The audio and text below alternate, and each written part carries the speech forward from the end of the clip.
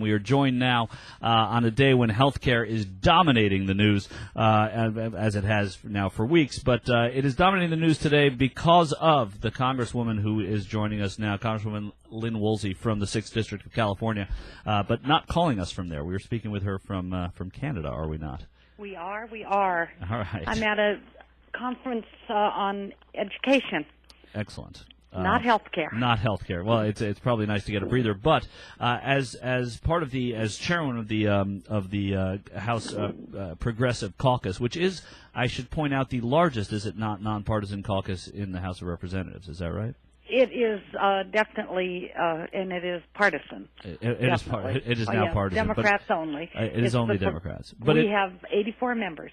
And you're not open just to Democrats, I guess. Heavens no! Any Republican that wanted to join us would that fit our who we are, that would be all right. And we do have two senators, Senator Sanders and Tom Udall are members. Oh, is that right? Oh, that's terrific. Mm-hmm. Okay, great. Congresswoman, I wanted to talk to you about what the Progressive Caucus did today, and I found it really compelling because of the way the message is sort of getting diluted by the White House. You had a group of members of the House who make up about 20% of the House coming out and saying, listen, if there's not a public option, we're not just going to, by default, be supporting any legislation without a public option. And that's really holding the White House to the fire in a way, but it's also, I think, representative of what people want in this country. Talk to me a little bit about that. Well, actually, it isn't only a public option, it's a robust public option. I mean, there's a difference. You can have a public option that doesn't really do anything, right? But you can have one, and what we consider robust would be based on Medicare for the rate structure and linked to Medicare for the provider network. And it does not include co-ops. We're very clear that that is not what we would consider with a co-op would not be what we would consider a public option, a robust public option. Right, and a co-op is now being floated by the White House, floated by some members of the cabinet, and even hearing other senators talking about it now.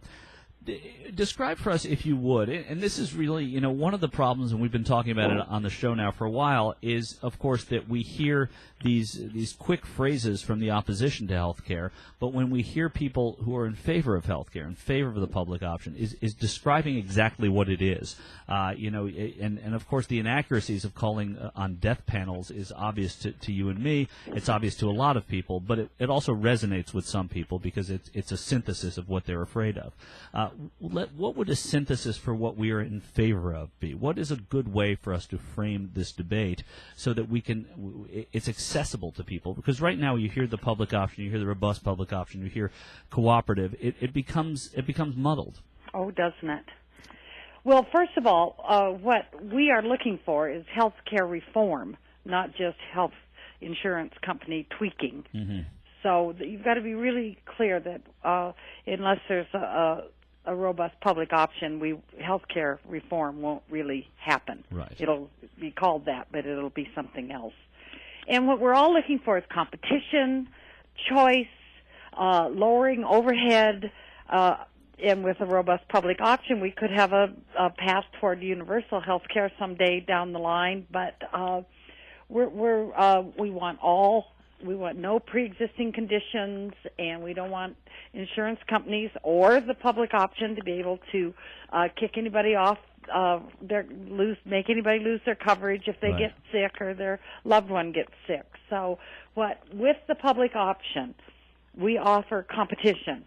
And because the private plans have 30 cents out of every dollar of a private plan goes into overhead, right? Because they have stockholders to pay, shareholders to pay.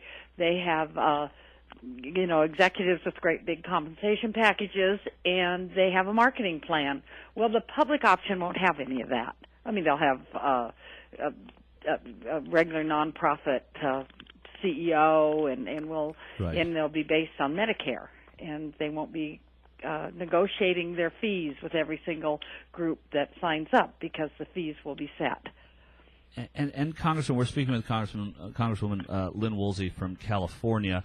Congresswoman, if you know, I was listening earlier to Senator Kent Conrad saying, and he is, you know, and I should say, I want to preface this by saying one of the encouraging parts of what you and your caucus are doing right now is saying that we're not just going to cede this argument to the middle, like as if we have to constantly be compromising to get people to okay something they eventually won't vote for. I think it's pretty clear that the Senate made concessions to someone like Chuck Grassley. It doesn't matter what concessions you make because he's not going to vote for it anyway. And I think it's encouraging not to cede this to the middle. I think that what the Progressive Caucus is doing is saying, listen, just because they're going to be giving these things away, we're not going to be doing this. We're not going to vote for something just because it is palatable to some people in the middle and some people on the right. And I think that's the first time we've heard this in a unified voice, and I think that's encouraging. What I was going to ask you, though, is when you hear somebody like Kent Conrad, who is a respected senator, but someone who is one of the quote-unquote centrists, whatever that means, in the Senate, say that he thinks a public option is dead because it doesn't have the votes in the Senate. How do you go up against that? Well, it makes me even more serious about a good, strong policy coming out of the House. Because if we have something wishy-washy and then theirs comes out all week from the Senate, and then we go to conference, what are we going to have? We're going to be, conferencing wishy-washy against wishy-washy. Right. And if I can vote for it coming out of the House, I will be so proud. But if then it comes back from the Senate and the conference takes the public option out, it will not get my support. And by saying that, I'm guessing then that the majority of your Progressive Caucus would also take the position you're taking, that we're just not going to support something that doesn't have a public option. Well, see, we want real health care reform. Yeah. And we think this is an opportunity that should not be squandered.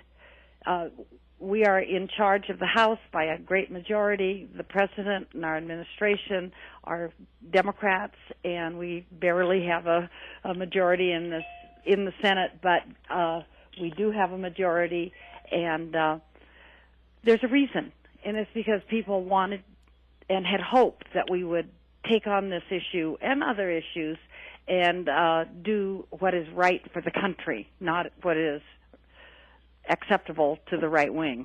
Yeah, and I think I think that it's important to hear that, because a lot of Democrats, a lot of people who listen to this show, and a lot of people that participate in this dialogue, who are in favor of what you're in favor of, are fearful that there will just be some deal made that okay, we're going to take one small step, but not one giant step here, and to hear people saying that, no, we're not going to settle for one small step. This is our opportunity. Do you want to know why? Yeah, let's hear it. No, very much There's so. a big reason for not taking one small step, and that is that we will not be back visiting any steps in at least my lifetime.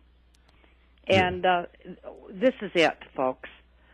It is so difficult to address health care in the first place because the insurance companies own the issue. I mean, they just have so much money involved in elections and everything that they want, and we aren't going to be able to address this again. So we need to do it, and we need to do it right.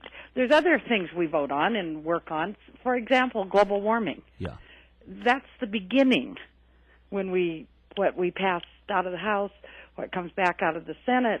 It isn't perfect, nor will health care be perfect. Perfect would be a single-payer plan. But it isn't perfect, the global warming issues, but we are addressing them, and that's step one in this issue. For health care, it's now.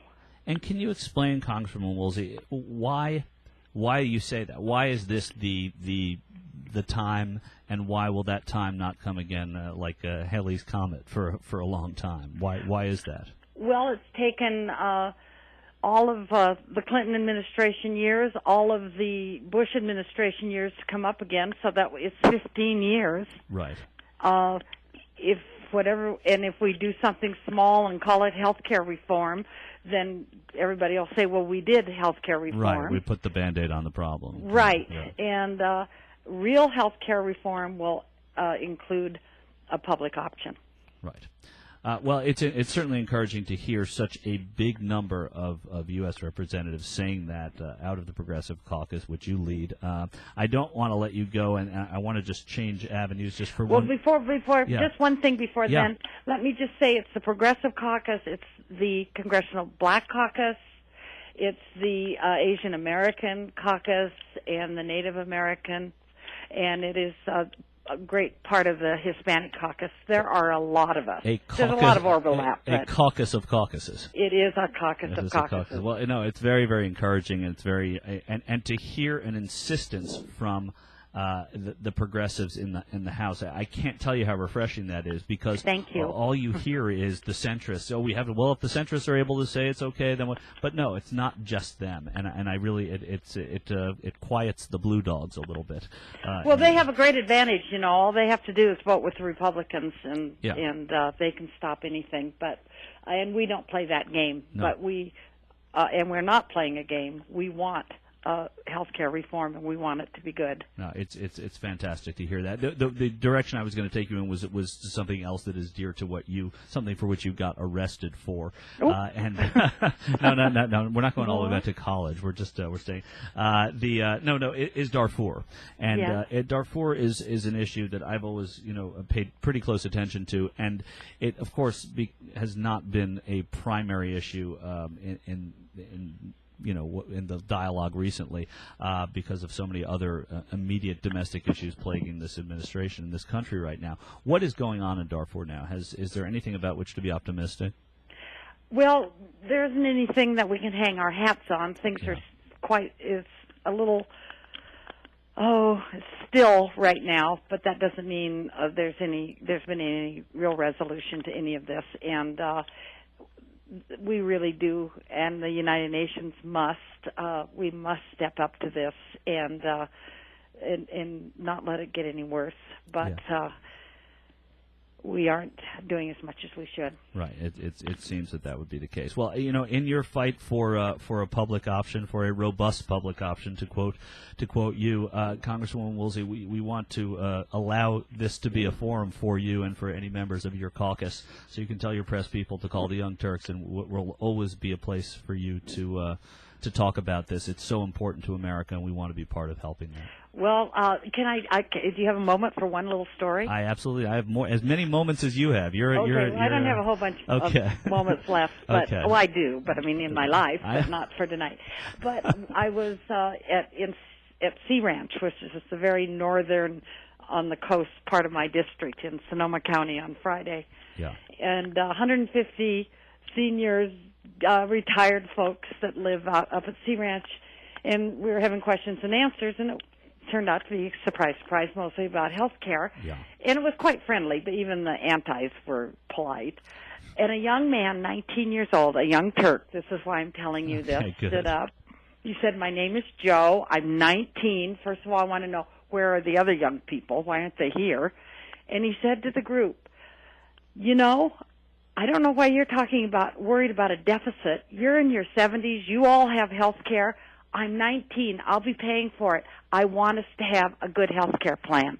Yeah, it's amazing. I mean, he is prodigious in the way he approaches that for a 19-year-old. And that, he asked the question, I don't know why there aren't more younger people here, because people think that it's an issue that won't affect them until they're 65, and at that point it's taken care of anyway. Well, wrong. Wrong, of course. Sure. It could not be more wrong-headed, but it is really, it answers the question, and it's one of those issues that that young people have to be a part of, and to get them involved, hopefully we can do that here, but hopefully it can be done, just as having a part of the national dialogue.